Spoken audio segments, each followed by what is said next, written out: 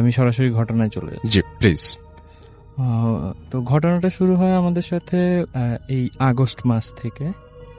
তো তার মানে যার ঘটনাটা, তার ছদ্মনাম আমি তৃষা দিচ্ছি। জি। তো তৃষার হঠাৎ করে মানে সাডেনলি অসুস্থ হয়ে পড়ে। তো তাকে হাসপাতালে নিয়ে যাওয়া হয়। হাসপাতালে ডাক্তার বলে যে অ্যাপেন্ডিসাইডের অপারেশন করতে হবে। তো দেন অপারেশন করার পরে 4 দিন পরে তাকে বাসায় নিয়ে আসা হয়। বাসায় নিয়ে আসার পরেই আসলে মেইন সমস্যাগুলো শুরু হয়। মেইন সমস্যাগুলোর মধ্যে প্রথম দেখা যায় যে সে নিজের সাথে নিজেই কথা বলা স্টার্ট করতো। লাইক নিজে কথা বলতে, একা থাকা পছন্দ করতো। তো আস্তে আস্তে এই ব্যাপারগুলো আসলে একটু বাড়তি দিক নেয় আর কি। যেমন দেখা যেত আস্তে আস্তে তার হাত পা বাঁকা হয়ে যেত, বা হাত পা আকস্মিকভাবে বাঁকা হয়ে যেত, যেটা আসলে নর্মাল না। তো এইটা তার বাবা মারা খুব ভালোভাবে খেয়াল করে। তারা 2-1 বার ডাক্তারের পরামর্শ নেয়। ডাক্তার বলে যে ওর অপারেশনের কারণে শরীর দুর্বল, তো আস্তে আস্তে এটা ঠিক হয়ে যাবে। তারা স্যালাইন দিয়ে রাখে বা যে কোনো একটা সলিউশন দেয় নর্মাল। তো তারপরেও এটা আসলে নেক্সটে ঠিক হয় না। এটা আসলে আরও গভীর আকার ধারণ করে। যেমন ও নিজে চুল নিজে টানাটানি করতো, হাত বাঁকা করে ফেলতো, নিজের গলা নিজে চাপ দিয়ে ধরতো। তো এইসব কাহিনীর পরে আসলে ওর ফ্যামিলি ডিসিশন নেয় যে ওরা ভালো একজন হুজুর বা কারো পরামর্শ নেয়। তো বিভিন্ন জায়গা থেকে 3-4 জন হুজুরকে আনা হয়। তো তারা যখন তৃষাদের বাড়িতে আসে, তৃষাদের বাড়িতে আসার পরে আসলে ওরা হুজুরা বাড়িতে ঢুকার সাথে সাথে তৃষার রিয়েকশনটা থাকে যে আপনারা কেন আসছেন, আপনারা এসে কোনো লাভ হবে না, এই মেয়ে আমাদের অনেক বড় ক্ষতি করে ফেলেছে। মানে লাইক এই কথাগুলো আসছে সরাসরি তৃষার মুখ থেকে। তার ভিতরে কোনো কিছু ইন হয়ে যায়, এই জন্য হয়তো বা এরকম কথাবার্তা আসে। তো হুজুর বলতেছে যে আচ্ছা আমরা বসে কথা বলি, দেন দেখা যাবে। তো তারা একটা বাড়ির মাঝখানে একটা আসনে বসে। আসনে বসার পরে হুজুর তৃষাকে সালাম দেয় যে সমস্যা কি, আপনি কেন আসছেন, এই মেয়ের ভিতরে কেন আসছেন। তো তখন তৃষার মুখ থেকেই আসলে কথাটা বের হয় যে এই মেয়ে আমাদের অনেক বড় ক্ষতি করে ফেলেছে। 3 বছর আগে এই মেয়ে একটা জায়গাতে আমার ফ্যামিলির এক মেম্বারকে মেরে ফেলেছে। তো তখন হুজুর আসলে কিউরিয়াস মাইন্ড থেকে জিজ্ঞেস করলো যে আসলে ব্যাপারটা আমাকে খুলে বলেন, আমি আসলে ব্যাপারটা না জানলে তো এটা সলিউশন করতে পারবো না। তো তারপর হুজুর অনেক চেষ্টা করে আসলে ব্যাপারটা বের করে। তখন তৃষার মুখ থেকে তৃষাই বলতে থাকে যে আসলে ব্যাপারটা হয়েছে 3 বছর আগে তার এক ফ্যামিলি মেম্বারের বিয়ের সময়। তো তারা বরযাত্রী হিসেবে যাচ্ছিল। যাওয়ার সময় যে কোনো কারণেই রাস্তায় গাড়ি আটকানো হয়, আটকে তাদেরকে একটা সেফ জোনে রাখা হয়। তো ওই এলাকাটা ছিল একেবারে নির্জন। বলতে গেলে ওই এলাকায় কিছু হিন্দু বাড়ি আছে একটু দূরে দূরে, লাইক 1/2 কিলোমিটার দূরে হিন্দু বাড়ি, আর মাঝখান দিয়ে শুধু বাগান। তো একপাশে দাঁড়ানো অবস্থায় তখন এরকম কোনো কিছু ফিলই হয় নাই যে এরকম কোনো কিছু হয়েছে। তখন নাকি ওই যারা তৃষার সাথে আছে তাদের কোনো এক ফ্যামিলি মেম্বারকে তৃষা গলার মধ্যে পা দিয়ে দাঁড়িয়েছিল। তো তারা অনেক চেষ্টা করার পরেও তৃষার হাত থেকে আসলে ওই তাদের ফ্যামিলি মেম্বারকে ছাড়িয়ে আনতে পারেনি। তো তারা তখন থেকেই তৃষার সাথে সাথে আসে। তৃষা তখন অনেক ছোট ছিল, আর দেখতেও তেমন সুন্দর ছিল না বা লুক্রেটিভ ছিল না।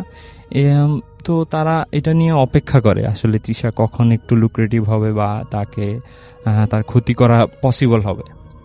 তো তারা সুযোগটা পেয়েছে অপারেশনের পর থেকেই। মানে অপারেশনের পরে যখন তার শরীরটা দুর্বল হয়ে যায় তখন থেকে আসলে তাদের অত্যাচারটা শুরু হয়।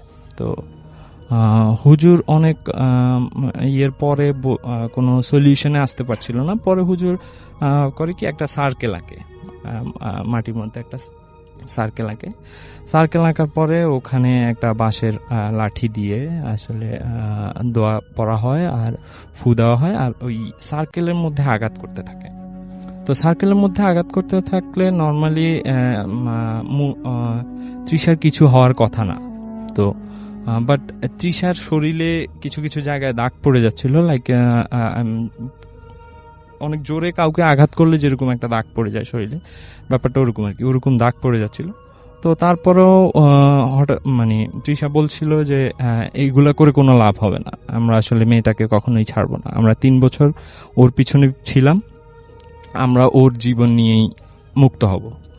তো হুজুর অনেক দোয়া দুরুজ পড়ার পরে বাড়ি বন্ধ করা হয় কয়েকটা ওয়েতে, কিন্তু তারপরেও এই সমস্যাগুলো আসলে থেকে যায়, ঠিক আছে। তারপরে আমাদের বাড়ি মানে জিসাদের বাড়ির পাশে এক মাদ্রাসা আছে, ওই মাদ্রাসার এক হুজুরকে আনা হয়। ওই হুজুর পরে আসার পরে আবার ব্যাপারটা আবার টোটাল শিওর হওয়ার পরে বলে যে কি হলে আপনারা এই মেয়েকে ছাড়বেন। তো তাদের একটাই কথা যে আমরা কোনোভাবেই তাকে ছাড়া হবে না, আমরা এই মেয়ের জীবন নিয়েই তবেই মুক্ত হব।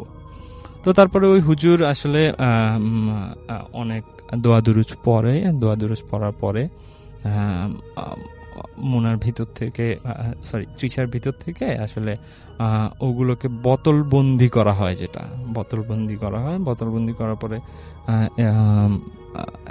মাটিতে পুঁতে ফেলা হয়। এখন নর্মালি একটু ব্যাপারটা নর্মাল আছে, এখন একটু সমস্যা কম হচ্ছে, বাট মাঝে মাঝেও একটু সমস্যা হয় আর কি।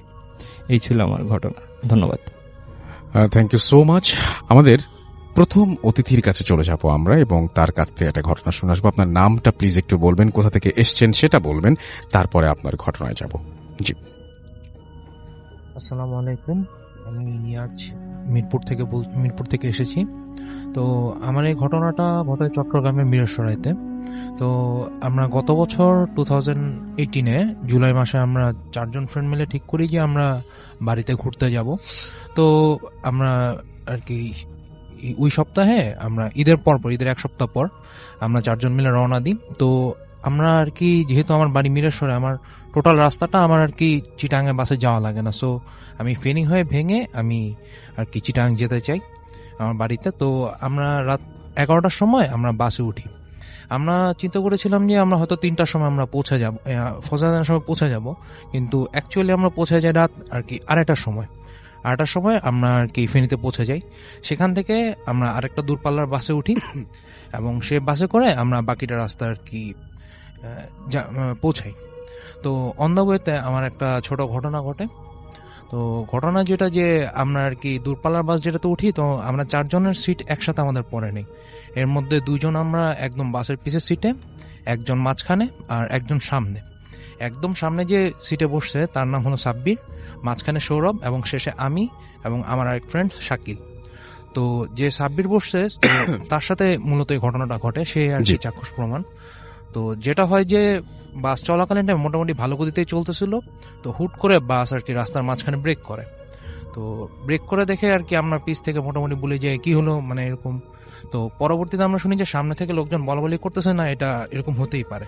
তো ঘটনা যেটা হয়েছে যে মানে সামনে যারা ড্রাইভার, কন্ট্রাক্টর, দেন আমার ফ্রেন্ড, ওরা যেটা দেখলো যে রাস্তার এই পাশ থেকে রাস্তার অপোজিট সাইডে সাদা লম্বা একজন আর কি মানুষ এই পাশ থেকে এই পাশে দৌড়ে যাচ্ছে। মানুষ বলা যায় না, অবয়ব আর কি। এই পাশ থেকে এই পাশে দৌড়ে মানে চলে গেল জাস্ট এক লাফে। তো এটা দেখে আর কি সামনে বাস কন্ট্রাক্টর সবাই আর কি জোরে, মানে বাস আর কি জোরে ব্রেক করে।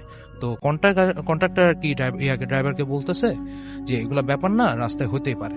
তো এই ঘটনাটা আর কি আমরা পরে ফ্রেন্ডের কাছে বাস থেকে নামার পর শুনি। তো আমরা সেখানে আর কি বাড়িতে পৌঁছাই রাত 3টার সময়। তো পৌঁছানোর পর আমরা আর কি ওখানে রাতের বেলা ওখানে কোনো সিএনজি এরকম ছিল না। তো হাইওয়ে থেকে আমরা একটা সিএনজি নিয়ে ওখানে আর কি বাইপাস রোডে ওখান থেকে সিএনজি নিয়ে আমরা ভিতরে আর কি গ্রামের ভিতর অলমোস্ট আরো 8 কিলো রাস্তা আমাদের বাকি। তো ওই 8 কিলো রাস্তা আমরা সিএনজিতে রওনা দিই। তো রওনা দেওয়ার পর আমরা আর কি পুরো রাস্তা আমরা যেতে পারিনি, 2 কিলো রাস্তা থাকতে আমাদের ছেড়ে দেওয়া লাগে, রাস্তা বাকিটা ভাঙা হওয়ার কারণে। তো বাকিটা রাস্তা আমরা হেঁটে হেঁটে আর কি আমরা 4জন রওনা দিই। তো এই সময় আর কি মানে অন্ধকার ছিল সম্পূর্ণ। তো আমরা আর কি সামনে থেকে আমরা মোবাইলে টর্চ লাইট দিয়ে আমরা দুজন করে আগাচ্ছিলাম। তো আমি আর আমার এক ফ্রেন্ড আর কি আমরা একটু মোটামুটি আগে গেছি আর কি। আমার সাথে যে ফ্রেন্ডটা ছিল তখন আর কি শাকিল, আর পিছে ছিল হলো সাব্বির আর সৌরভ। তো ঘটনাটা ঘটে মূলত সাব্বিরের সাথে, যেটা হয় যে আমরা যেহেতু একটু আগায় গেছি, তো পিছ থেকে সৌরভ এসে আমাদের ডাক দেয় যে এদিকে আয়, তোরা বেশি আগে গেছিস। তো এই মাঝখানে সৌরভ যে মানে সাব্বির সৌরভকে যে বললো যে মানে তার রাস্তার মধ্যে খুব ভয় লাগতেছে, তার পিছে পিছে কেউ আসতেছে। তো সৌরভ সেটা তোয়াক্কা না করে যখন তাকে ডাক দেয়, তখন আর কি মানে সৌরভ একটু আগে আসছে, তখন সাব্বিরের যেটা হয় যে মানে আমরা পিছ থেকে সবাই শুনি যে সাব্বির চিৎকার করে উঠছে, যে চিৎকার করে সাপ সাপ বলতেছে। তো আমরা সবাই মিলে যখন তার কাছে যাই, কাছে গিয়ে দেখি সে মাটিতে গড়াগড়ি খাচ্ছে, এবং গড়াগড়ি খেতে খেতে সে বলতেছে যে আমার মুখ দিয়ে সাপ ঢুকে গেছে। কিন্তু আমরা আর কি তখন কি করব বুঝতে পারতেছিলাম না। তো আমাদের মধ্যে যে শাকিল যে ফ্রেন্ডটা ছিল, সে আর কি একটু মানে দেখতে পেলো যে ওই মানে দূর থেকে একজন মুরব্বী আর কি মানে সাদা অভাব টাইপের একজন মুরব্বী আর কি আসতেছে সামনে। তো সেটা আসতেছে দেখে মানে সে এসে জাস্ট আমাদের কোনো কিছু না বলে মানে আর কি সাব্বির মাটিতে গড়াগড়ি খাচ্ছিল, শাকিল দেখেছিল। তো সে সাব্বিরের গায়ে হাত দিয়ে জাস্ট মানে কিছু আর কি বিড়বিড় করে কিছু পরে, আমরা কেউ কোনো কিছু শুনিনি, বাট সাথে সাথে সাব্বির বমি করে দেয়। তো সে বমি করে দেয়, তো সে নর্মাল হতে হতে ওই মানে মুরব্বী লোকটা আমার দিকে তাকায় বলতেছে যে তুমি অনেক বড় হয়ে গেছো। তো এটা দেখে আমি ওই লোকটাকে আমি কখনো দেখিনি আমার লাইফে, এটুকু আমি কনফার্ম। বাট ওই লোকটা আমাকে চিনলো, আমি বাড়িতে গেছি অল্প 7 বছর পর। এখন সেই লোকটা আর কি মানে আমাদের এই কথাটা বলে কোন অপেক্ষা না করে সে পাশে আর কি আইলির দিকে মানে রাস্তার পাশে যে জঙ্গলের ভিতরে আর কি হাঁটা মানে শুরু করে দেয়। তো আমরা সব অবাক হয়ে দেখলাম সে জঙ্গলের মধ্যে ঢুকে জাস্ট মিলাই গেল। তো যেটা হয়েছিল যে মানে ওই জঙ্গলের ওই পাশে খাল, সেই জায়গায় কখনো পসিবল না যে সেখানে আর কি কোনো আর কি মানুষজন আর কি কোনো খাল এমনি আর কি পার হয়ে যাবে। তো ওখানে কোনো পারাপারের কোনো জায়গাও ছিল না। তো এটা আমরা দেখলাম সেই জায়গায়। তো আমরা সেখানে বেশিক্ষণ অপেক্ষা না করে আমরা আর কি বাড়ির দিকে রওনা দিলাম। আর এই ঘটনাটা আমার বাড়ি থেকে এক মোড় আর কি একটু দূরে আর কি ঘটনা ঘটে। তো আমরা অলমোস্ট বাড়িতে 3টার সময় মানে পৌঁছাইছি। তো আমরা তো বাড়িতে ঢুকতে পারি না, আমরা ঘাটলায় বসে বসে অনেক অপেক্ষা করি। তো ফজর আজান দিল, আমরা আর কি 4 জন পরে বাড়িতে ঢুকতে পারলাম। তো কম বেশি আমাদের সারাদিন আর কি আমরা সেখানে ঘোরাঘুরি করলাম, দুপুর পর্যন্ত আর কি আমরা বাইরের দিকে ঘোরাঘুরি করি। বাট দুপুরের টাইমে একটা ঘটনা ঘটে, যেটা হলো যে 4 জন ফ্রেন্ড আমরা যখন আর কি নিচে দুপুরে লাঞ্চ করতে যাই, আমাদের লাঞ্চের ব্যবস্থাটা করা ছিল নিচে। তো 4 জন ফ্রেন্ড যখন লাঞ্চ করতে যাই, তখন আমি আর সাব্বির আমরা 2 জন আর কি একটু লেট করে নামি, বাকি 2 জন একটু আগে নেমে যায়। তো এর মধ্যে সাব্বির আমাকে আর কি মানে বলতেছে তারা দিচ্ছে যে তুই নাম একটু। তখন আমি আর কি ভাবলাম যে দোতলা আমি হাতটা ধুয়ে আমি নিচে নামি। তো ঘটনা হয় যেখানে যে আপনার যখন আমি হাত ধুতে গেছি, তো তখন আমি মানে সাব্বিরের সাথে একটু দুষ্টামি করে বলতে চাচ্ছিলাম যে দেখ দেখ ওই রুমে কিছু একটা আছে, তাকে জাস্ট একটু ভয় দেখাইতে। বাট ওকে বলে যখন আমি রুমের দিকে তাকাইছি, তখন ওই রুমে যে জিনিসটা ছিল সেটার জন্য আমি মানে মোটেও এক্সপেক্ট করিনি। তো ঘটনা যেটা হয়েছিল যে আপনার তাকানোর সাথে সাথে দেখলাম একজন মুরব্বী করে একজন লোক ওই রুমের মধ্যে অভাব, জাস্ট অনেক লম্বা লোকটা, বাট মানে খুব কুজো হয়ে আছে, মানে বোঝা যাচ্ছে একজন লোক।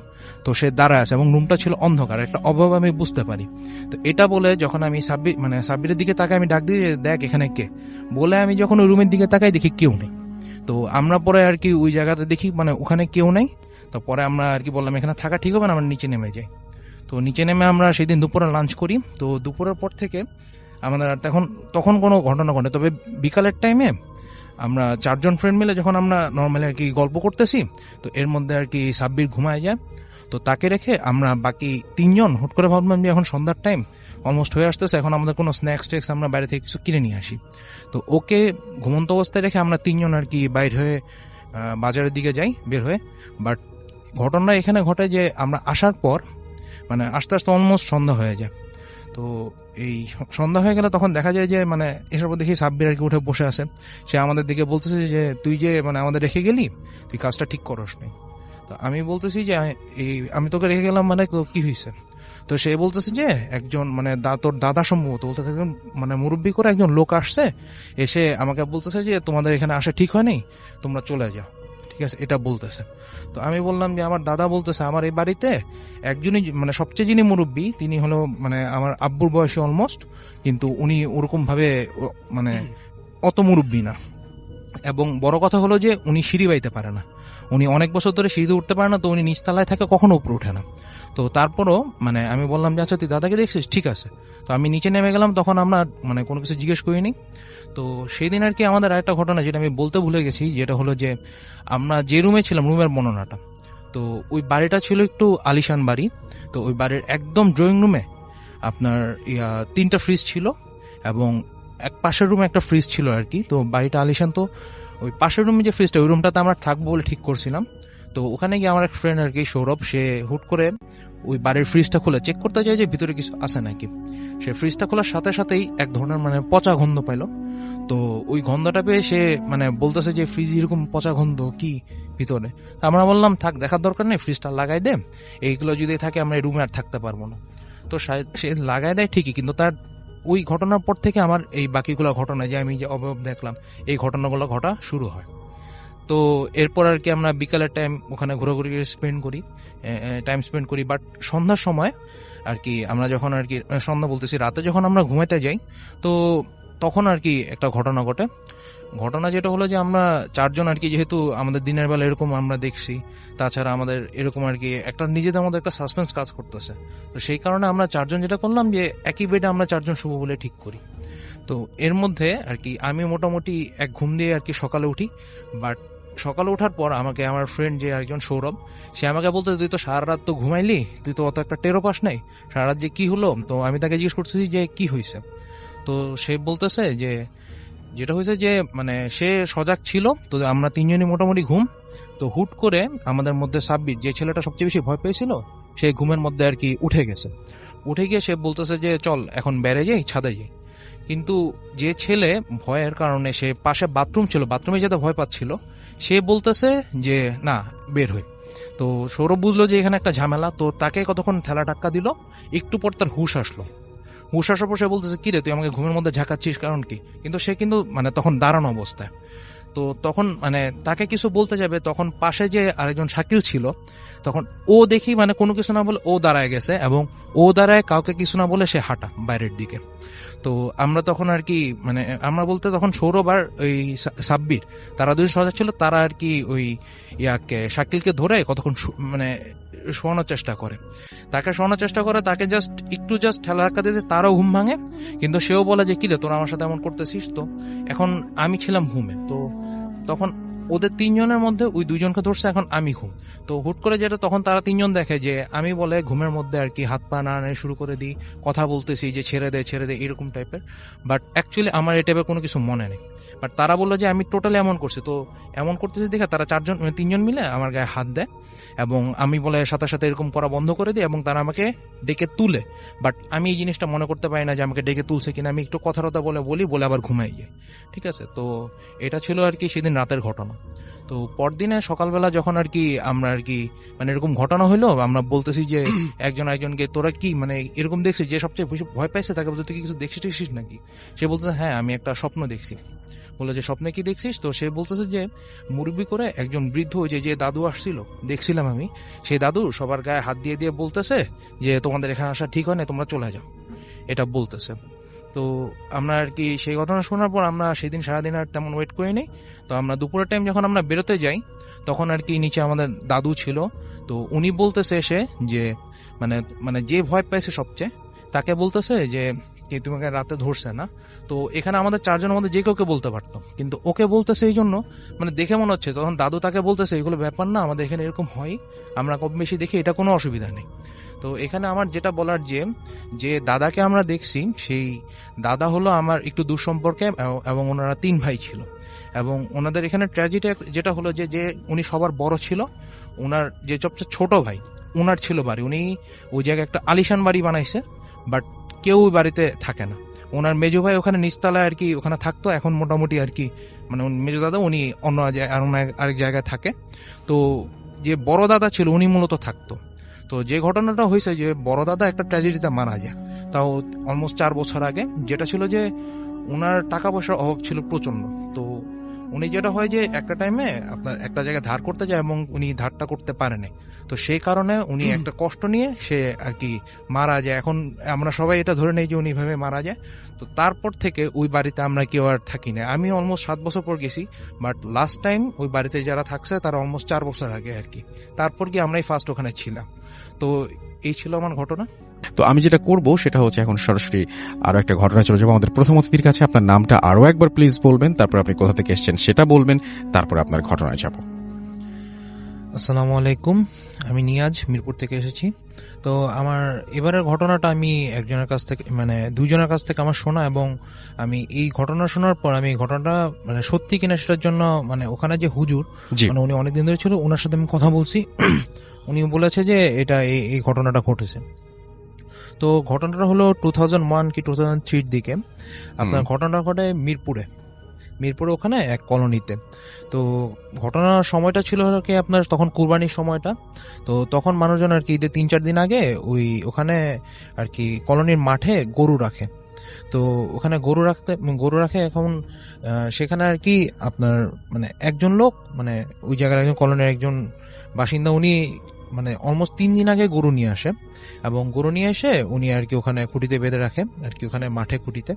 জি। তো ওখানে খুঁটিতে রাখাকালে মানে আপনার আরো অনেকে আর কি পরে গরু নিয়ে আসে, এবং এখানে গরু নিয়ে আসার পিছনে এখানে ঘটনা যেটা ছিল যে আপনার মানে গরুর ক্ষেত্রে একটা জিনিস একটু অ্যাবনর্মাল ছিল, যেটা হলো যে যখন ওই লোকটা গরু নিয়ে আসে, গরুটা ছিল অনেক বড় সড়ো কালো গরু।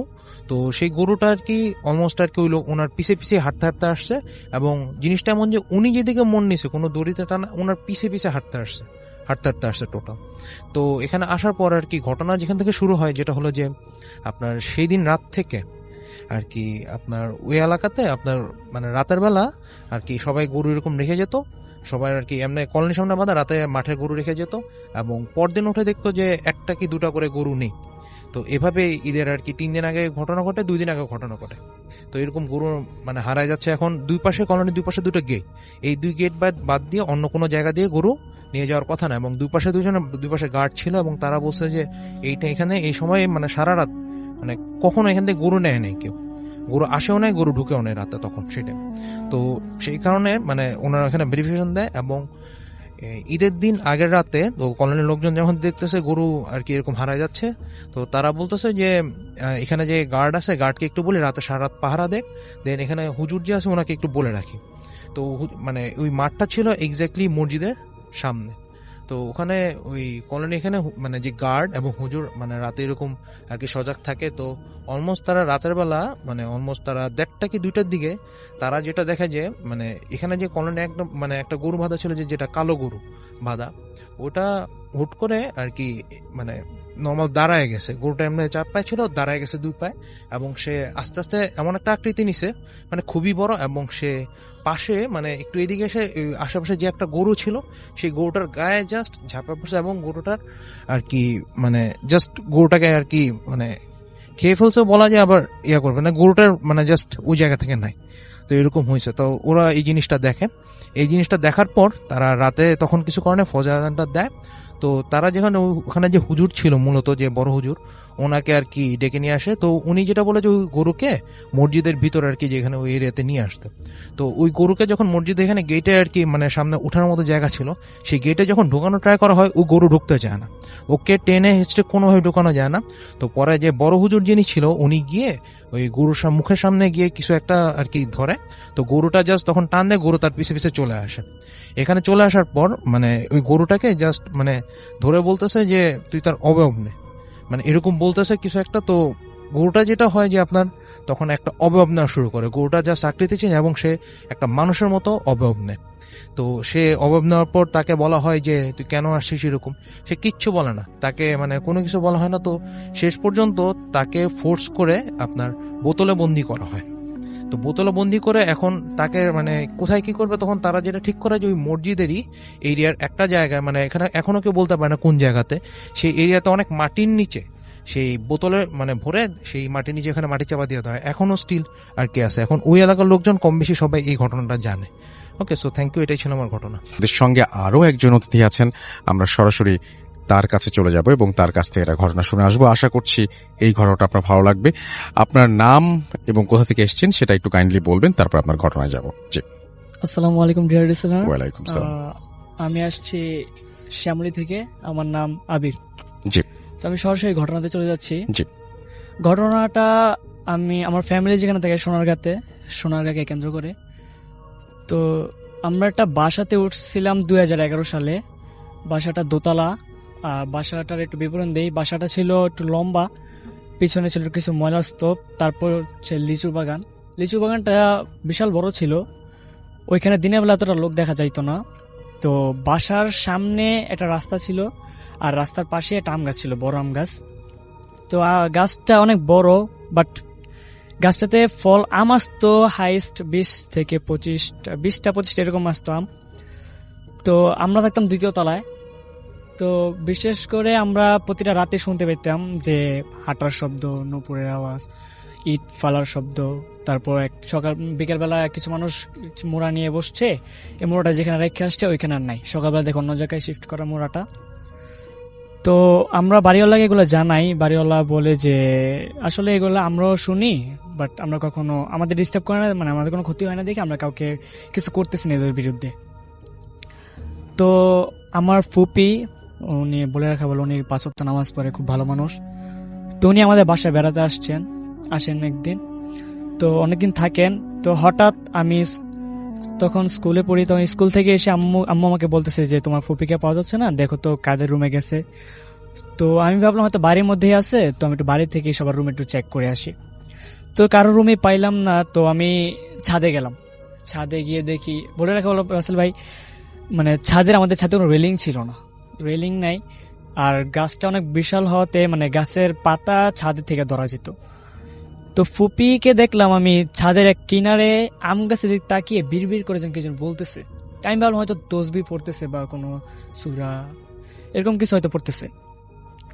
তো আমি বিষয়টা খেয়াল করে ফুপিকে ডাক দিলাম। ফুপি আমাকে হাতের ইশারা দিয়ে বললো যে আমি আসতেছি, এরকম কিছু টাইপে বুঝাইলো। তো আমি নিচে চলে গেলাম। তো আম্মুকে বলছি, আম্মু ফুপি আসতেছে, সমস্যা নেই, তুমি টেনশন করো না। তো ফুপিকে আসর নামাজের পর আমি ফুপির সাথে গল্প বলতেছিলাম। তো ফুপি আমাকে বলতেছে যে আমি ফুপিকে বলতেছি যে ফুপি তুমি তখন দেখলাম তুমি আম গাছের দিক তাকে কি যেন বিড়বিড় করে বলতেছো। তো ফুপি বলতেছে কই না তো, তুই কিভাবে বুঝে যে আমি বিড়বিড় করে বলতেছি? আমি বললাম না, আমার কেন জানি মনে হলো। না এমনি কিছু না। তো ফুপি চলে যাবে, রাত্রে ভাইয়া আসবে। তো দুপুরে খাওয়া দাওয়ার পর আমি ফুপির সাথে কথা বলতেছি, গল্প গুজব করতেছি।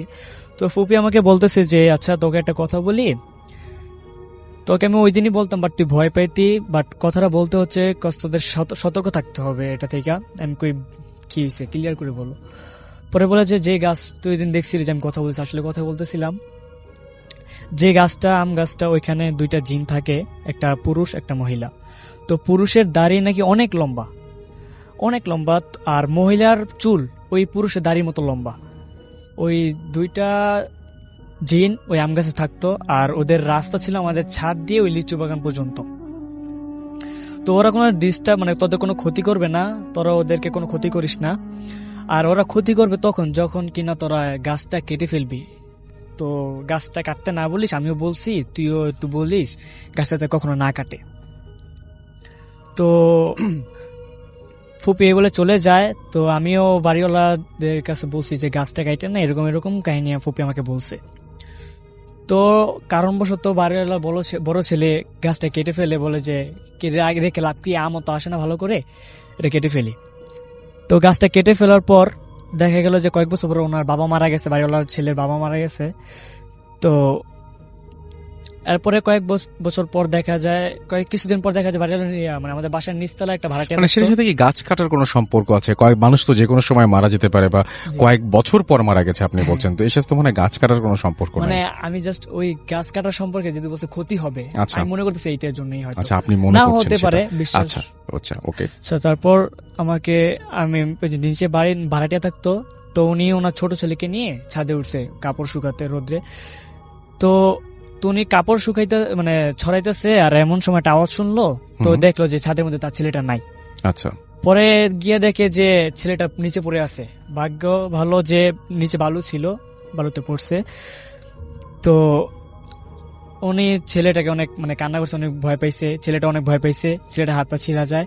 তো সবাই বলে যে ছেলে বাচ্চাদের সাথে নাকি ফেরেশতা থাকে, হয়তো ফেরেশতারা ওকে সেভ করছে। তো উনি একটা কবিরাজের মানে হুজুরের কাছে যায়, হুজুর তাকে পানি দেয়, ঝাড়ফুঁক করে, আর বলে যে ওই ছাদ থেকে নাকি আরো 7 জন পড়বে। এখনো 2 জন নাকি 1 জন পড়ছে। তো তারপর আমাকে আর কোনো ঘটনা হয় নাই। তারপর হয়েছে যে আপনার বাড়িওয়ালা যে বড় ছেলে, তার ওয়াইফের সাথে একটু সম্পর্ক খারাপ, এবং ওই বাড়িতে অন্য ঝগড়া আর ভাইদের মধ্যে বিভক্ত। আর হইতেছে তো আমার কারণবশত ভাইটা ছেড়ে দেই। তো এই ছিল ভাই ঘটনাটা। আসসালামু আলাইকুম রাসেল ভাই, আমি আশিক মোহাম্মদ। আমার জীবনে ঘটে যাওয়া একটি ঘটনা আজকে শেয়ার করব। আমার বাসা রাজশাহীতে এবং নাগরীর মেহেরচণ্ডী পূর্বপাড়া এলাকায়। ঘটনার পর থেকে আমার জীবন প্রশ্নবিদ্ধ। আমি জানি না বেঁচে আছি না মরে আছি, আমি কি সুস্থ একজন মানুষ না অস্বাভাবিক নাকি একেবারে ভারসাম্যহীন, আমি নিজে জানি না আমি কেমন। ঘটনার বিস্তারিত বর্ণনা দিই। ভাইয়া ওদিন আজ থেকে 2 মাস আগের ঘটনা, এবং ওই দিন আমি ফোনে কথা বলতে বলতে ভাই একটু মানে রেল লাইন যে আছে যে মেহেরচণ্ডীর মানে রাজশাহী ইউনিভার্সিটি যে লাইন থেকে নেমে যায় মেহেরচণ্ডী পূর্বপাড়া যেতে, সেখানে মানে আগে অনেক গাছ ছিল, গাছগুলো কেটে ফেলা হয়েছে, তো একটু খোলা পরিবেশ ছিল, চাঁদের আলো, মানে পরিষ্কার আকাশ ছিল। তো বসে থেকে ফোনে কথা বলছিলাম। ট্রেন আসছে যে হরিয়ান থেকে আগত ট্রেন একটি আসছিল, এবং তো আমি হর্ন শুনে সাইড দেব এবং আরেকটু পর সাইড দেবো ভাবলাম। যখন উঠি মানে ট্রেনটা যখন আসে মানে একেবারে নাগাল থেকে আমার থেকে প্রায় 50 মিটার দূর আছে, এমন আমি উঠিতে কিছু একটা আমার পা টেনে ধরে, লাইনের সাথে মনে হচ্ছে পাটা আমার সংযুক্ত। আমি একেবারে ভয় পেয়ে যাই ভাইয়া। ট্রেনটা যদিও বা আস্তে আস্তে আসছিল, তো আমি বুঝতে পারি আজকে আর আমার রক্ষা নাই। আমি সব শত্রু, বন্ধু, পরিবার, আপনজন, প্রিয় মানুষ সবার মুখগুলো একবার করে মনে করে নিই। আমার যে মা আছে তাকে মানে স্মরণ করি, ছোট ভাইটা, প্রিয় মানুষটা, সবাই একবার করে স্মরণ করি, এবং আমি মৃত্যুর জন্য রাসেল ভাই প্রস্তুত হয়ে যাই। মানে আজরাইল এখন আমার সামনে আসবে, আমার জানটা জাস্ট কবজ করে নেবে, আমি তৈরি হয়ে যাই। আমার বাঁচার কোনো উপায় ছিল না ভাইয়া। ফোনটা পকেট মানে হাতে ছিল, পকেটে রেখেছিলাম, পকেট থেকে বের করে সাইডে মানে ফেলে দিই এবং আমি তৈরি হয়ে যাই সম্পূর্ণ। আল্লাহর নাম নিতে একেবারে আশেপাশে কেউ ছিল না, মানে আমাকে যে উদ্ধার করবে আশেপাশে কেউ ছিল না। আল্লাহর নাম নিতে থাকি, সূরা ইখলাস পড়তে থাকি। কিছুক্ষণ পর ভাই যখন ট্রেনটা একেবারে কাছে চলে আসে, আমি জোরে করে আল্লাহ আকবার করে চিৎকার করি। চিৎকার নয়, মানে মাঝারি ভাবে আল্লাহ আকবার বলি। তো যখন আল্লাহ আকবার বলি, ট্রেনটা কেন যেন আমার শরীরের ভেতর দিয়ে আসলে চলে যায়, এবং আমি নিজেকে বিশ্বাস করতে পারি না। আমি ভাবি যে আমি আর বেঁচে নেই, যে বেঁচে নেই, আমাকে কবরে শোয়ানো হবে, অনেক মানুষ আসবে, কান্নাকাটি হবে, আমি দেখবো সবাইকে। এগুলো চিন্তা ভাবনা মাথার ভেতর ঘুরছে, কে দেখতে আসবে আমায়, কে কাঁদবে আমার জন্য, আমি এগুলো জাস্ট ভাবছি। মন কান নাকির আসবে, আমাকে প্রশ্ন করবে। রাসেল ভাই কেমন যে অনুভূতি, এটা জাস্ট আমি বুঝছি। আমি যখন রেল লাইন থেকে অক্ষত অবস্থায় নিচে নামি, পৃথিবীর সব খুশিকে আলাদা করলেও একত্রে করলে সেই খুশিটা হবে না আমার যে খুশিটা হয়েছিল। মৃত্যুর মুখ থেকে বেঁচে আসার যে এতটা আনন্দ, সেদিন আমি বুঝেছিলাম ভাইয়া, আমি জীবনকে আসলে আগের থেকে অনেক আরো বেশি ভালোবাসি, নিজের জীবনকে, সেদিনের পর থেকে। এবং কি হয়েছিল আমার সাথে আমি জানি না, বাসায় গিয়ে কোনো কিছু না বলে বমি করে দিই এবং আসলে অসুস্থ হয়ে পড়ি, ঘুমিয়ে যাই। ঘুমের ট্যাবলেট 4টা খেয়েছিলাম, ঘুমিয়ে যাই। সকালবেলা উঠে বাইরে বের হই, আর রাসেল ভাই একটা অদ্ভুত ঘটনা আমার সাথে ঘটতে থাকে। আমি হাঁটছি, মনে হচ্ছে শরীরের আমার কোনো ওজন নাই, এবং এটা তো প্রথমত তো এগুলি মনে হচ্ছে। দ্বিতীয়ত আমি 2জনের সাথে দেখা হয় আমার, যারা একজন 17 মাস আর আরেকজন 1 বছর 1 মাস কি 1.5 মাস, 1 বছর 1 মাস কি 1.5 মাস হবে, 13 কি 13.5 মাস হয়েছে মারা যাওয়া। 2জনকে আমি দেখি, আমি নিজের চোখে বিশ্বাস করতে পারি না, আমি একটু ভয় পেয়ে যাই রাসেল ভাই। ঘটনার আকস্মিকতা, একটু ভয় পাওয়ারই কথা। ভয় পেয়ে যাই, নিজেকে মানে বিষয়টা নিশ্চিত হওয়ার জন্য একটু ঠান্ডা পানি চোখে ছিটা দিই। আমি দেখছি না সত্যি আসলে রাসেল ভাই আমি দেখছি, এবং শুধু তাদের 2জনকে নয়, সম্প্রতি যারা মারা গিয়েছে 2 বছর 3 বছরের মধ্যে, আমি সবাইকে দেখছি।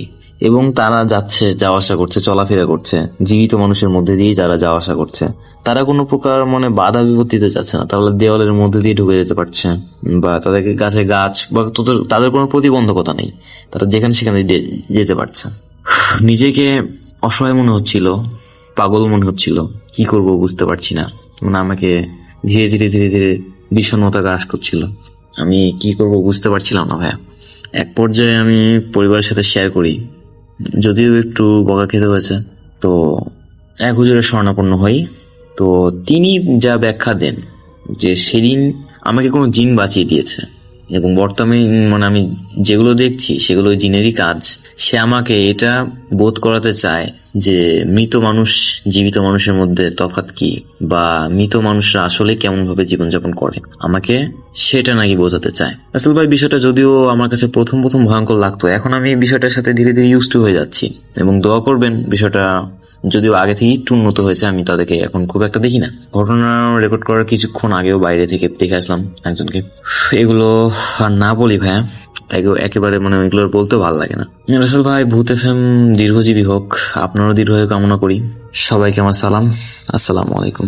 যাই হোক, আমরা যেটা করব সেটা হচ্ছে আমাদের পরবর্তী অতিথির কাছে চলে যাব, তারপরে আপনাদের যে সমস্ত ঘটনা আপনারা যা কিছু আপনারা আমাদের ফেসবুক পেজে এবং টুইটারে শেয়ার করছেন সেগুলো পড়বো। চলে যাচ্ছে আমাদের পরবর্তী অতিথির কাছে। আপনার নামটা প্লিজ একটু বলবেন, কোথা থেকে এসছেন সেটা বলবেন, তারপরে আপনার ঘটনায় যাব। চলুন। আমার নাম সাদমান সাকিব দীপ্ত, জি। আমি আসছি মিরপুর থেকে। জি, আপনার ঘটনাটা শুনুন। এক্স্যাক্টলি হচ্ছে আমার আর আমার বন্ধু সৌরভের সাথে। জি। আমরা হচ্ছে কবুতর পালতাম, আমি বেশ অনেকগুলো কবুতর পেলে আমার বন্ধুর সাথে পালা শুরু করি আর কি। তো সার্টেন মানে 1-2 মাস যাওয়ার পরে আমার বন্ধু আমাকে বলতেছে যে, বন্ধু খালি দেখতেছি কবুতর মরে যাচ্ছে। তো আমি মনে করছি যে এটা সিজনাল কোনো প্রবলেম বা কোনো না কোনো একটা ইস্যু। তো যেই থ্রুতে আমি ওকে বলছি যে এই সিজনে এই সমস্যাটা হতে পারে, মানে আমি ব্লাইন্ডলি না দেখেই বলছি এই ওষুধগুলো খাওয়াই দেয়, জাস্ট এগুলিতে কাজ হয়ে যাবে। জি। কিন্তু 1 সপ্তাহ পরেও বলতেছে, বন্ধু আমার কবুতর স্টিল মিসিং। তা আমি করলাম কি, আচ্ছা চল তোর সাথে আমি যাবো না পরের দিন। সেদিন আর যাইনি, পরের দিন আমি গেলাম, যে জাস্ট ছাদে দেখি যে খালি কবুতর মরতেছে। বাট 5তলা ছাদের উপর তো মানে কোনো ওয়েই নেই, কারণ ঘর করা, একটা রুমের মতন করে ঘর করা, এটার ভিতরে না কাক ঢুকতে পারবে না চিল, কোনো ওয়েই নেই যে একটা কিছু কবুতরগুলোকে নিয়ে যাবে। তো আমি মানে এক সাইড থেকে, ছাদটা বেশ বড়, তো আমি এক সাইড থেকে আরেক সাইডে যেতে যেতে মানে হুট করে দেখি ছাদের অপর সাইডে কে জানি একটা গোল সার্কেল করে, ফার্স্ট আমি রং মনে করছিলাম, গোল সার্কেল করে মানে অনেক কিছু রাখা। একটা বাটিতে দেখলাম ব্লাড রাখা, একটাতে দেখলাম বোন আছে মানে হাড্ডি, মানে বেশ এরকম মানে কালো হয়ে গেছে সবকিছুই। তো আমার বন্ধু কিছু না বুঝেই রাগের মাথায়, ওর কারণ ওর কবুতরগুলো মারা গেছে, রাগের মাথায় এগুলো সব লাথি দিয়ে ফেলাই দিল। তো ওটা থেকে আমি লোক ডেকে আনলাম, আমরা লোক ডেকে এনে ছাদটাকে আগে পরিষ্কার করাইলাম। তো ছাদে যা যা করা যায় করালাম।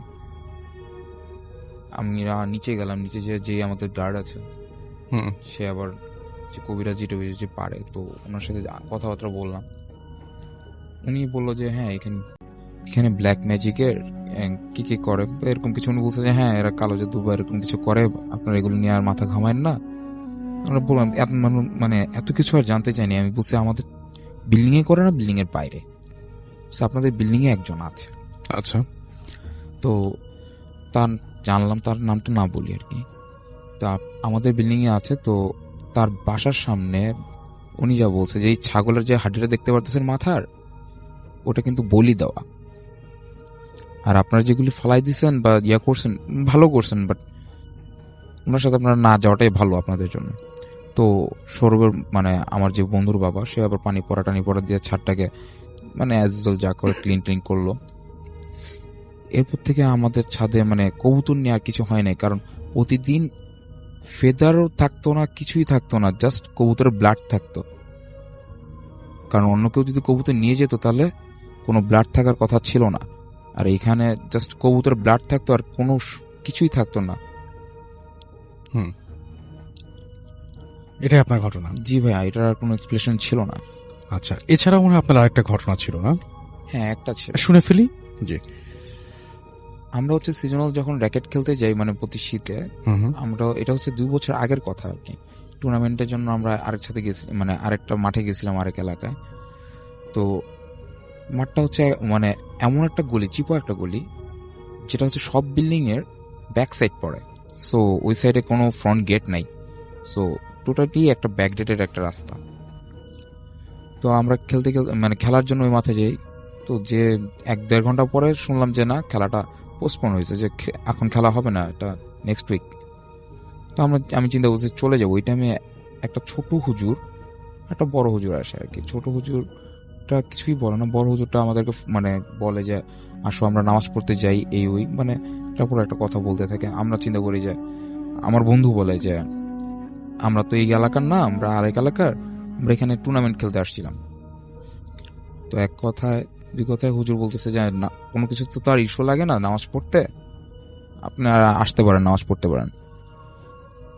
হুজুরটা অনেক ছিল, মানে কোনো ফোর্স করতেছে না, আবার অনেকভাবে কনভিন্স করার চেষ্টা করছে। তো এক পর্যায়ে আমি আমার বন্ধুকে বলি, বন্ধু এত কথা না বলে চল আমরা আমাদের কোয়ার্টারে চলে যাই, কোয়ার্টারে যেয়ে আমরা আমাদের মতন খেলতে পারি।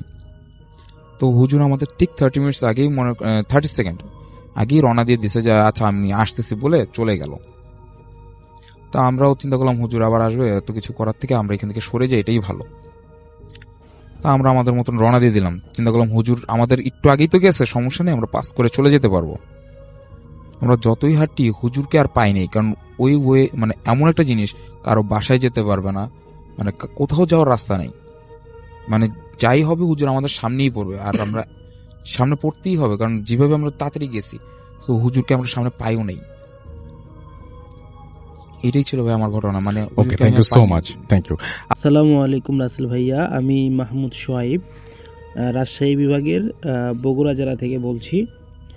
আমি যেই ঘটনাটি বলবো এটা অনেক ভয়ঙ্কর একটি ঘটনা। তো ঘটনাটি শুরু করা যাক। সুমিতার বাবা মায়ের সাথে শহরের কোলাহল ছেড়ে নির্জন একটা পুরনো জমিদার ধাঁচের বাড়ির কাছে, মানে জমিদার মতো পুরনো বাড়িতে থাকার জন্য তারা ওঠে। বাড়ির চারিপাশ ছিল ঘন বাগান আর ঝোপঝাড়। সুমি প্রথম কয়েকদিন বেশ সেখানেই ভালো ছিল, কিন্তু সমস্যা শুরু হলো তার লম্বা চুল নিয়ে। একদিন বিকেলে আয়নার সামনে চুল আঁচড়ানোর সময় সে দেখল আয়নায় তার পিছনে ধোয়ার মতো কিছু একটা অবয়ব দাঁড়িয়ে আছে। সে পিছনে ফিরতেই দেখল সেখানে কেউ নেই, কিন্তু অদ্ভুত বিষয় হলো তার ঘর জুড়ে তীব্র একটা বুনো ফুলের ঘ্রাণ ছড়ছিল। সেই রাতেই সুমি প্রথমে অনুভব করলো ঘুমের ঘরে কেউ একজন তার চুলে হাত বুলিয়ে দিচ্ছে।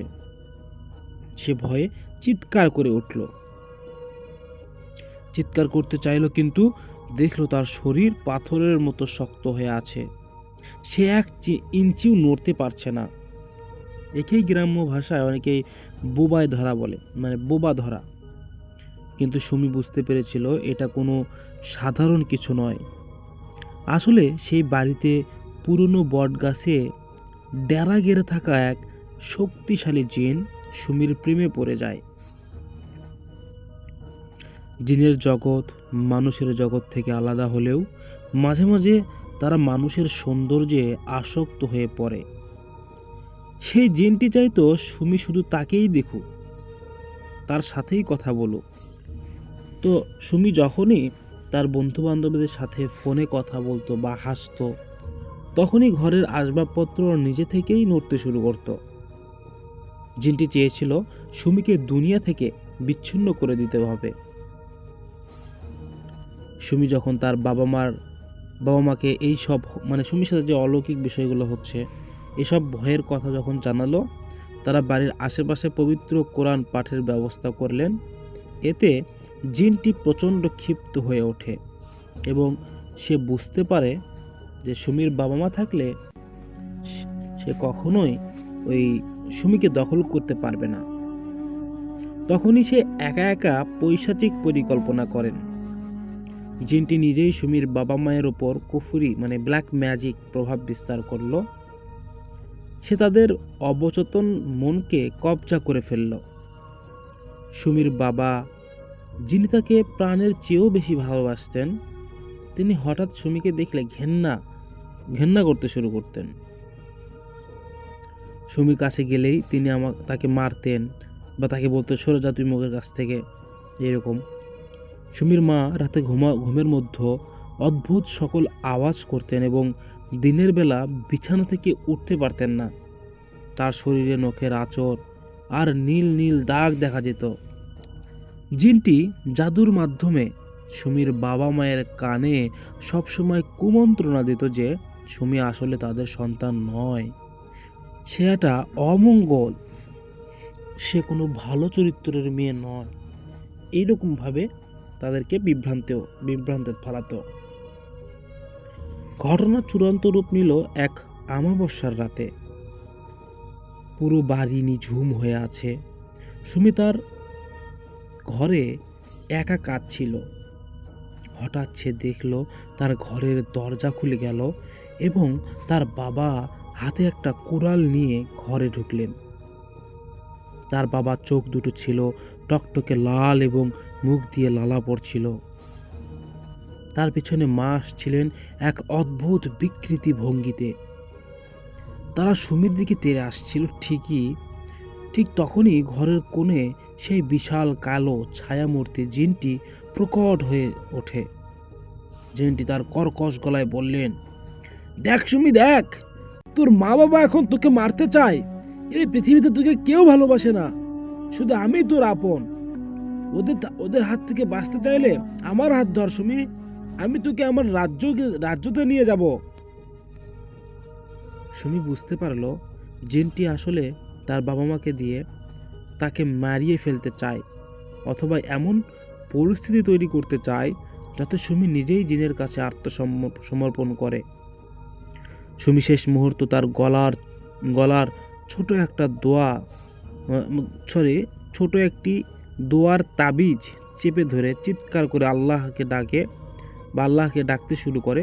ঠিক সেই মুহূর্তেই সুমি এক দূর সম্পর্কের আত্মীয়, যিনি একজন অত্যাধিক সাধক ছিলেন, লোকলস্কর তার নাম, সেই নিয়ে বাড়িতে উপস্থিত হন লোকজন নিয়ে। তিনি আগে থেকেই সুমির বিপদের আভাস পেয়েছিলেন। সুমির যে আপন যে একটা সাধক ছিলেন, তিনি বাড়ির চারিদিকে হিসার সুরক্ষা কবচ তৈরি করেন এবং বিশেষ আমলের মাধ্যমে জিনটিকে বন্দী করার প্রক্রিয়া শুরু করেন। জিনটি বিকট চিৎকার করতে করতে বলতে থাকে যে, সুমিকে ছাড়া আমি যাব না। সুমির বাবা মা তখন জ্ঞান হারিয়ে মেঝেতে লুটিয়ে পড়েন। দীর্ঘ কয়েক ঘন্টা যুদ্ধের পর জিনটিকে সেই বাড়ি থেকে বিতাড়িত করা হয়। জিন চলে গেলেও সুমির বাবা মা সুস্থ হতে প্রায় 1 বছর সময় লেগেছিল। সেই জাদুর প্রভাব এতটাই গভীর ছিল যে সুমির বাবা মা আজও ঠিকমতো কথা বলতে পারে না। সুমি এখন সবসময় পর্দা করে এবং একা কোথাও যায় না। সেই সময় বুনো ফুলের গন্ধ আর লাল চোখের স্মৃতিগুলো তাকে আজও তাড়া করে বেড়ায়। এরপর যখন এটার তার ভিতরে তো একটা কঠিন একটা আতঙ্ক তৈরি হয়ে যায়। পরে জিনটি চলে যাওয়ার পর সুমি, তার বাবা মা আবার শারীরিক সুস্থতা ফিরে পেলেও মানসিকভাবে পুরোপুরি ভেঙে পড়েন। কালো জাদুর প্রভাব তো খুবই ক্ষতিকর। এই কালো জাদুর প্রভাব তার মস্তিষ্কের স্নায়ুগুলোকে এমনভাবে ক্ষতিগ্রস্ত করেছিল যে তারা মাঝে মধ্যেই সুমিকে চিনতে পারতেন না। মাঝখানে সুমি একা একা হাসতেন এবং নিজের চুল নিজে টেনে ছিঁড়তেন। ডাক্তাররা সিজোফ্রেনিয়া বললেও সুমি জানতো এটা সেই জিনের রেখে যাওয়া জাদুর অবশিষ্ট অংশ। সবচেয়ে আতঙ্কের বিষয় ছিল সুমির নিজের পরিবর্তন। জিনটি সুমিকে এত গভীরভাবে স্পর্শ করছিল যে সুমির পিঠে 3টা বড় কালো দাগ পড়ে গিয়েছিল, যা দেখতে অনেকটা নখের আঁচড়ের মতো। প্রায় পূর্ণিমার রাতেই সেই দাগগুলো থেকে রক্তবর্ণ আভা বের হতো এবং সুমির শরীর প্রচণ্ড জ্বালাপোড়া করত। মনে হতো কেউ যেন তার ভেতর থেকে তাকে ডাকছে। অবস্থা ব্যক্তিগত দিক থেকে সেই পীর সাহেব সিদ্ধান্ত নিলেন সুমিকে তার নিজের আস্তানায় নিয়ে যেয়ে তার চিকিৎসা করবেন। তিনি বুঝতে পেরেছিলেন ওই জিনটি দূর থেকে এখনও সুমিকে নিয়ন্ত্রণ করার চেষ্টা করছে। আস্তানায় নেওয়ার পর এক অদ্ভুত ঘটনা ঘটল। যে গাড়িতে সুমি যাচ্ছিল সেটি হঠাৎ করেই মাঝ রাস্তায় কোনো কারণ ছাড়াই থেমে গিয়ে যায়। চারিদিকে ঘন কুয়াশা না থাকলেও গাড়িটি ধোঁয়ায় ঢেকে যায় এবং সুমি কাচের বাইরে সেই লাল চোখ দুটো আবার দেখতে পায়। পীর সাহেব তখনই গাড়ি থেকে নেমে মাটির উপর লাঠি দিয়ে এক বৃত্ত আঁকালেন এবং উচ্চ স্বরে আজান দিতে শুরু করলেন। জিন সেই মায়াবী ধোঁয়া আজানের ধ্বনিতে ছিন্ন বিচ্ছিন্ন হয়ে যায়। সুমিকে সুস্থ করতে পীর সাহেবের টানা 40 দিন একটানা ইবাদত এবং বিশেষ কিছু আমল করতে হয়েছিল। এই সময় সুমি কয়েকবার নিজের টুটি চেপে ধরার চেষ্টা করেছিল, মানে তার গলা চেপে ধরার চেষ্টা করেছিল। কখনো দেয়াল বেয়ে ওপরে ওঠার চেষ্টা করত, কিন্তু পীর সাহেবের সুরক্ষার কারণে জিনটি আর সুমির উপর ভর করতে পারছিল না। 40 দিন পর এক ভোরে সুমি হঠাৎ অনুভব করলো যে তার শরীর একদম হালকা হয়ে গেছে। সেই কালো দাগগুলো শরীর থেকে অদৃশ্য হয়ে গেল। কিন্তু এই লড়াইয়ের পর পীর সাহেব এতটাই দুর্বল হয়ে পড়েছিলেন যে তিনি এর কিছুদিনের মধ্যেই মারা যান আর কি। বলা যায় জিনটির সাথে অত্যাধিক যুদ্ধে তার অনেক জীবন শক্তি ক্ষয় হয়ে গিয়েছিল। সুমি এখন পুরোপুরি সুস্থ, তবে সে এখন আগের মতো সেই বাড়িতে থাকে না। বাড়িটি পরিত্যক্ত ঘোষণা করা হয়েছে। আজও সেই এলাকায় গেলে মানুষ বলে রাতের বেলা সেই বাড়ির ছাদ থেকে এক তরুণীর কান্নার শব্দ, বনফুলের তীব্র সুমির বিয়ে করা এখন ঘ্রাণ পাওয়া যায়। সুমি এখন বিয়ে করে প্রবাসে থাকে, কিন্তু সে কখনো আয়নার সামনে একা দীর্ঘক্ষণ দাঁড়ায় না এবং তার চুল সবসময় ঢাকা থাকে। এই ছিল ঘটনা ভাইয়া। ভালো লাগলে অবশ্যই শেয়ার করবেন। ধন্যবাদ। শুনে আসবো আপনার যে আরেকটা স্টোরি আছে সেটা একটু কাইন্ডলি আমাদের বলবেন। তার আগে আপনার নামটা বলবেন, কোথা থেকে এসেছেন, যেহেতু আপনাকে দেখা যাচ্ছে না। জি, আমি আরমান হোসেন, আমি এসেছি ধানমন্ডি থেকে। তো আমার সাথে ঘটে যাওয়া আরেকটা ঘটনা আমি শেয়ার করছি। এটা সম্পূর্ণ আমার সাথে ঘটে যাওয়া ঘটনা। ঘটনাটি অনেক আগের, তখন আমি ক্লাস 8 কি 9-এ পড়ি। তো তখন ছিল রমজান মাস। তো রমজান মাসের সময় আমরা সেহেরির জন্য উঠি। আমার ঘরে আমার মা আর আমরা 2 ভাই ছিলাম, আর একটা ছোট বোন ছিল। তো আম্মু অনেক জোর করে আমাদেরকে আসলে আমরা ঘুমাইতে চাচ্ছিলাম, সেহরি করে ঘুমিয়ে যেতে চাচ্ছিলাম। তো তখন আম্মু বলে যে যা তোরা নামাজ পড়ে আয়। তো নামাজ পড়তে যাওয়ার আমাদের অনেক দেরি হয়ে গেছে। তখন জামাত শেষ হয়ে গেছে, বা সব মুসল্লিরা বাসায় ব্যাক করে ফেলেছে। তো মসজিদে কেউ ছিল না, বাট মসজিদের লাইটটা জ্বালানো ছিল। আমি একটু উল্লেখ করে রাখি যে মানে আমাদের বাড়ির সামনে যে মসজিদটা ছিল, মসজিদটার ইলেকট্রিসিটি অপারেট হতো একটা ঘর থেকে, যে ওই ঘর থেকে আপনি চাইলে মসজিদের সব ইলেকট্রিসিটি অফ করে দিতে পারবেন। তো আমি আসলে মসজিদে যাই আমার ছোট ভাইকে নিয়ে। তো ছোট ভাই অনেক ছোট ছিল, ক্লাস 2-তে আর 3-তে এরকম পড়ে। তো আমরা মসজিদে যাওয়ার পরে আমি অজু টজু করি। আমার ছোট ভাইও তখন অত কিছু বুঝে না, আমার সাথে অজু টজু করে নামাজ পড়তে আসে। তখন আমি 2 রাকাত পড়ার পরে সেকেন্ড 2 রাকাত পড়ার সময় হঠাৎ করে ওই ঘর থেকে মসজিদের সব ইলেকট্রিসিটি বন্ধ করে দেওয়া হয়। লাইক এখন তো কেউ নামাজ পড়বে না, এই জন্য মসজিদের লাইট জ্বালায় রাখাটা আসলে ঠিক হবে না, এই জন্য হয়তো বা বন্ধ করে দেওয়া হয়। তো আমি অন্ধকারের ভিতরেই নামাজটা শেষ করি। তখন হচ্ছে মানে সেহরির পরে সূর্য উঠতে একটু দেরি হতো, একটু সময় নিত। অন্ধকারটা ছিল এমন যে কিছু দূর দেখা যায়, বাট চেহারা স্পষ্ট বোঝা যায় না।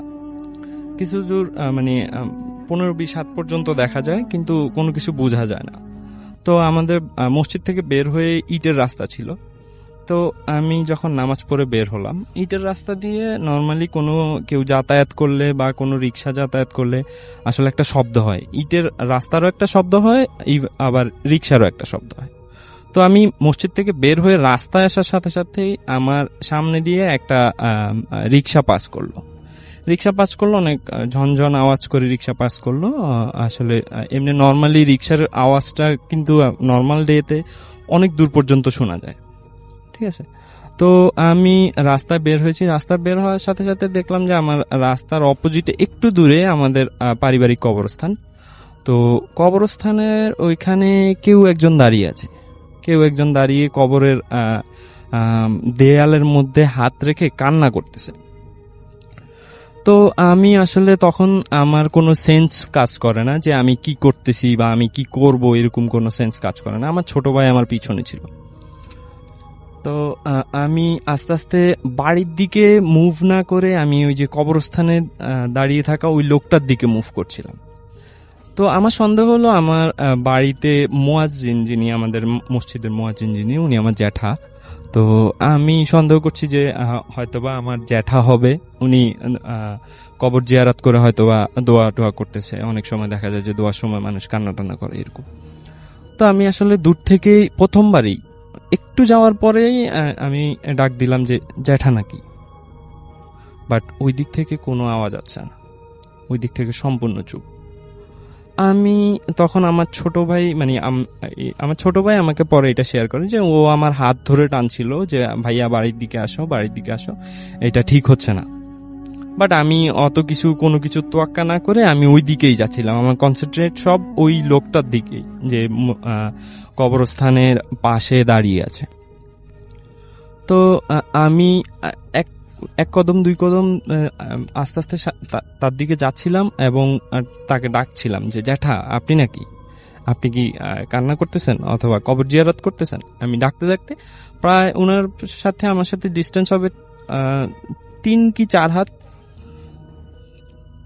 তো 3-4 হাত ডিস্টেন্সে আমি একটু রাগান্বিত স্বরে ডাকলাম যে জ্যাঠা নাকি, আপনি কথা বলতেছেন না কেন। ঠিক আছে।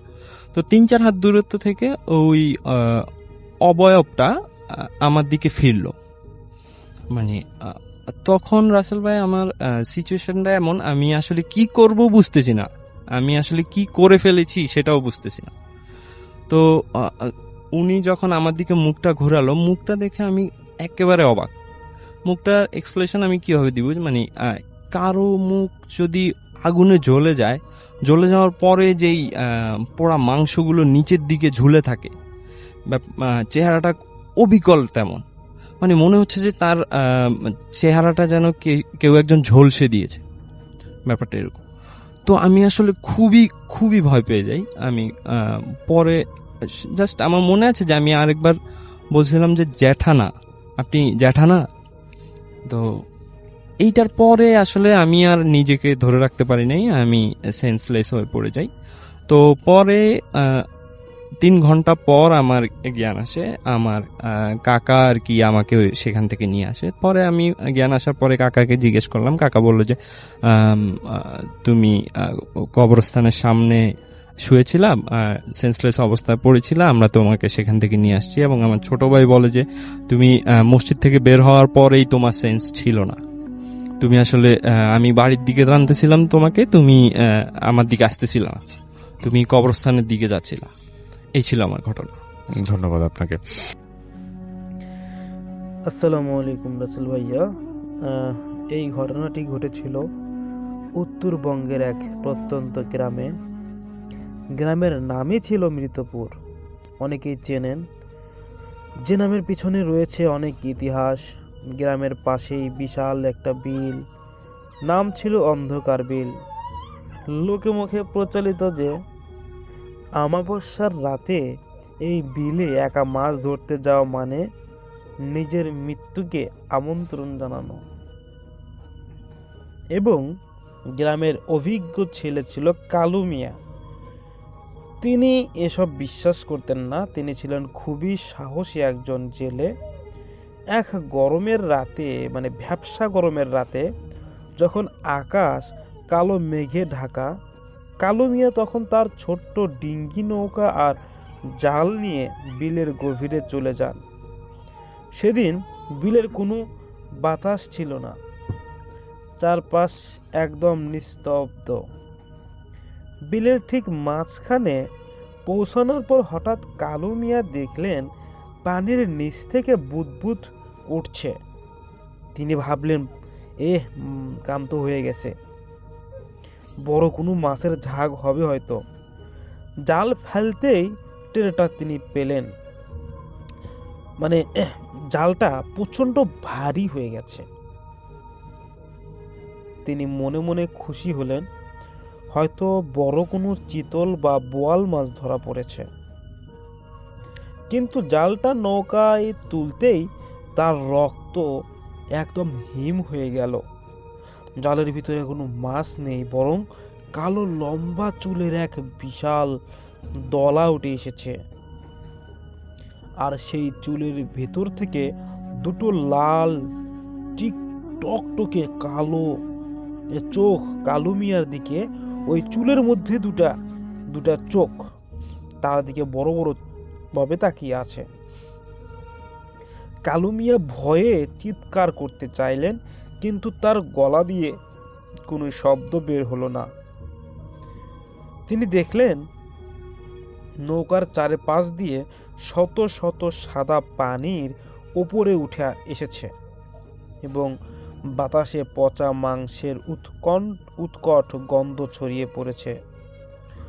দূরে থাকা হিজল গাছগুলো যেন জীবন্ত নৌকার দিকে এগিয়ে এসেছে। হঠাৎ পানির নিচ থেকে এক গম্ভীর কণ্ঠস্বর শোনা গেল, কালু, অনেক মাছ তো ধরলি, আজ তুই আমাদের ভোজ হবি। পরের দিন সকালে গ্রামবাসী বিলের পাড়ে কালু মিয়ার নৌকাটি উল্টো অবস্থায় পায়। কিন্তু আশ্চর্যের বিষয় হলো, নৌকার গায়ে মানুষের নখের আঁচড় শত শত দাগ ছিল। কালু মিয়াকে আর কোনোদিন খুঁজে পাওয়া যায়নি, শুধু পাওয়া গিয়েছিল তার গামছাটি, যা একটি হেজল গাছের সাথে বা গাছের মগ ডালে ঝুলেছিল, যেখানে কোনো মানুষের পক্ষে ওঠা সম্ভব না। গ্রামের বয়স্করা এখনো বলে, অমাবস্যার রাতে ওই বিলের পাশ দিয়ে গেলে আজও জাল ফেলার ছল্লাদ ছল্লাদ শব্দ শোনা যায়, কিন্তু সাহস করে কেউ সেটা তাকিয়ে দেখে না। আসসালামু আলাইকুম রাসেল ভাইয়া। এই ঘটনাটি ঘটেছিল নাটোর জেলার ছোট্ট একটি স্টেশনে, যার নাম নলডাঙ্গা। রহমত চাচা গত 20 বছর ধরে এই স্টেশনে ভ্যান চালান। রাত 12টা উত্তরা এক্সপ্রেস চলে যাওয়ার পর স্টেশন জনশূন্য হয়ে পড়ে।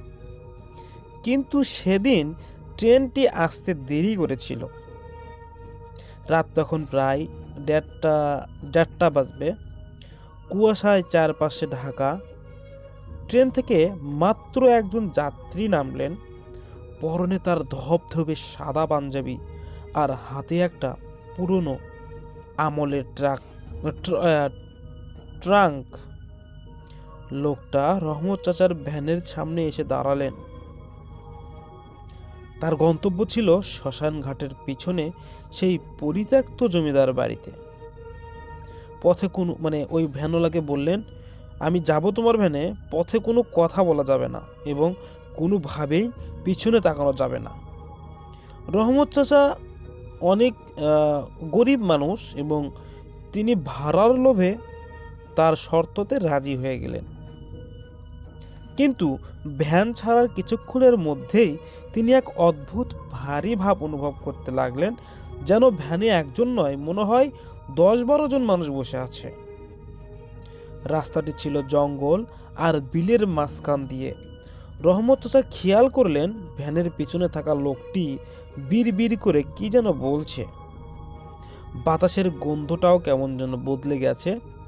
তীব্র ওই যে কর্পূর আছে না, গোলাপ জল না কি বলে, কর্পূর, সুরমার মতো, আর রজনীগন্ধার ঘ্রাণ খুব করে ছড়াচ্ছে, যা সাধারণত মরা বাড়িতে পাওয়া যায়। হঠাৎ করেই ভ্যানটা খুব হালকা হয়ে গেল। রহমত চাচা কৌতূহল দমাতে পারলেন না। নিষেধ থাকা সত্ত্বেও তিনি হ্যান্ডেলের আয়নায় পিছনে তাকালেন। আয়নায় তাকাতেই রহমত চাচার পা জমে পাথর হয়ে গেল। তিনি দেখলেন ভ্যানের সিটে কোনো মানুষ বসে নাই, সেখানে বসে আছে একটা পুরনো কাঠের কফিন এবং যার ঢাকনাটা আধা খোলা। কফিনের ভিতর থেকে একটা ফ্যাকাশে সাদা হাত বেরিয়ে এসে ধীরে ধীরে রহমত চাচার কাঁধের দিকে এগোচ্ছে। ভয়ে তিনি ভ্যান ছেড়ে চিৎকার করে দৌড় দিলেন, কিন্তু তার মনে হলো রাস্তাটা শেষ হচ্ছে না। তিনি যেদিকেই দৌড়াচ্ছিলেন বা দৌড়াতে চাচ্ছেন, সামনে সেই সাদা পাঞ্জাবি পরা লোকটাকে ট্রাঙ্ক হাতে দাঁড়িয়ে থাকতে দেখছেন। তিনি দিক বেদিক ভুলে গিয়ে পরের দিন পাগলের মতো হয়ে গিয়েছিল সেদিন রাতে। পরের দিন ভোরে গ্রামের মানুষ রহমত চাচাকে রাস্তার ধারে একটি গর্তে জ্ঞান হারা অবস্থায় পায়। তার ভ্যানটি পাওয়া যায় শ্মশান ঘাটের ঠিক মাঝখানে এবং চাকাগুলো মাটির গভীরে ডেবে গেছে। সবচেয়ে ভয়ঙ্কর বিষয় হলো রহমত চাচার কাঁধে 5টি আঙ্গুলের কালচে ছাপ বসে গিয়েছিল, যা কোনো মানুষের হাতের ছাপ নয় বা ছাপের মতো হতে পারবে না। তো দীর্ঘ 1 মাস তিনি কথা বলতে পারেননি। সুস্থ হওয়ার পর তিনি আর কোনোদিন রাত 10টার পর সে স্টেশনে যাননি। এদিকে আজও ওই স্টেশনে ভ্যান চালকরা বলেন, কুয়াশাচ্ছন্ন রাতে যদি কেউ একা কোনো যাত্রী শ্মশান ঘাটের দিকে যেতে চায় তবে তারা সরাসরি না বলে দেয়, কারণ ওখানে কোনো মানুষ থাকে না, ওখানে কোনো মানুষ যায় না। যাই হোক, আজকের ঘটনাটি এতদূর পর্যন্ত। যদি ভালো লাগে ঘটনাটি তাহলে লাইক কমেন্ট শেয়ার করবেন, ঘটনাটি শেয়ার করবেন। ধন্যবাদ। আসসালামু আলাইকুম। ডিয়ার লিসেনার, আজকের এই ইমেল এপিসোডটি অনেক ভয়ঙ্কর হতে যাচ্ছে। আপনারা যারা ভূতের film শুনতে ভালোবাসেন, আমি বলবো আপনারা এইরকম ঘটনাগুলো আরও শুনতে পারবেন যদি আমাদের চ্যানেলকে সাবস্ক্রাইব করা থাকে। তো তাই আমি বলবো, আজকে যতগুলো ঘটনা শুনলেন, এই ঘটনার মতো যদি আপনারা আরও ঘটনা শুনতে চান তাহলে আপনাদের কি করতে হবে? সর্বপ্রথম আপনাদের আমাদের এই চ্যানেলকে সাবস্ক্রাইব করতে হবে। লোকাল ভূত এফএম চ্যানেলের মধ্যে শুধুমাত্র এই একটি চ্যানেল, যে চ্যানেলের ভিতরে সবার আগে ভয়ঙ্কর সকল ঘটনাগুলো আপনারা পেয়ে যাবেন। তাই আমি বলবো আপনারা লোকাল ভূত এফএমকে সাবস্ক্রাইব করতে ভুলবেন না। আমরা কিন্তু প্রতিনিয়ত আপনাদের জন্য এইরকম ভয়ঙ্কর সকল ঘটনা তুলে ধরে থাকি। কে কোথা থেকে ঘটনাগুলো দেখছেন তা অবশ্যই কমেন্ট করবেন। কে কোথা থেকে আমাদের সাথে কন্ট্যাক্ট করার চেষ্টা করছেন সেটাও দেখবেন। কতদিন আগে থেকে আমাদের এই চ্যানেলটিকে আপনারা সাবস্ক্রাইব করেছেন। আমাদের এই নতুন চ্যানেলে আপনাদের আমি বলবো যে সাবস্ক্রাইব করা খুবই গুরুত্বপূর্ণ, কেননা এই চ্যানেলটির ভিতরে যে ঘটনাগুলো আসবে, এই ঘটনাগুলো মারাত্মক লেভেলের ভয়ঙ্কর ঘটনা। তো চাই আপনারা আমাদের চ্যানেলকে সাবস্ক্রাইব করবেন। আমরা আপনাদেরকে ভয়ঙ্কর বা ভয়ের জগতে হারিয়ে দেবো ইনশাআল্লাহ। ভূতি ফিল্মকে ধরে রাখার জন্য শুধুমাত্র এই চ্যানেল আপনাদের অনেক অনেক হেল্প করবে বা আমাদেরও হেল্প করবে আপনারা যদি চ্যানেলের সঙ্গে থাকেন। অনেকে দেখা যাচ্ছে অনেক দূর দূরান্ত থেকে আমাদের ঘটনা শোনেন।